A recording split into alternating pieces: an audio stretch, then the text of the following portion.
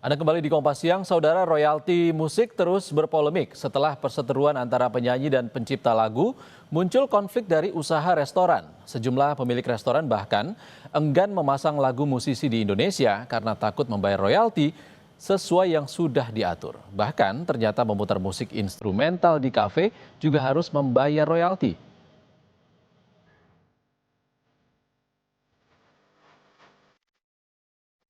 Royalti musik masih jadi polemik, termasuk bagi pengusaha rumah makan maupun kafe.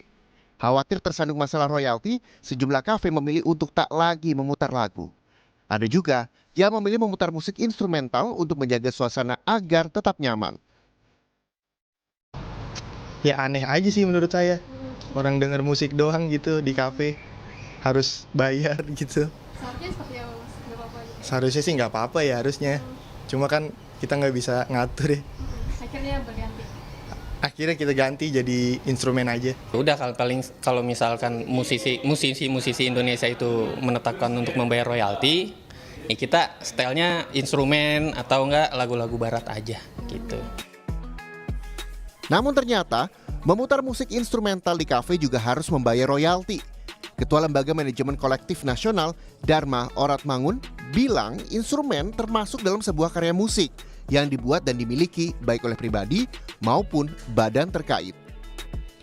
Instrumentalia pun itu ada hak ciptanya. Sebuah karya cipta lagu dan musik atau instrumentalia itu kan lagu dan musik. Ketika dibunyikan di ruang publik, memberikan dampak ekonomi kepada penyelenggara, wajib hukumnya untuk mendapatkan izin atau membayar royalti melalui LMK, LMKN.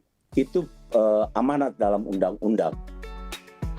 Direktur Hak Cipta dan Desain Industri DJKI Kementerian Hukum, Agung Damar Sasongko bilang, selain sebagai imbalan, royalti juga bentuk penghargaan bagi pencipta maupun pemegang hak terkait.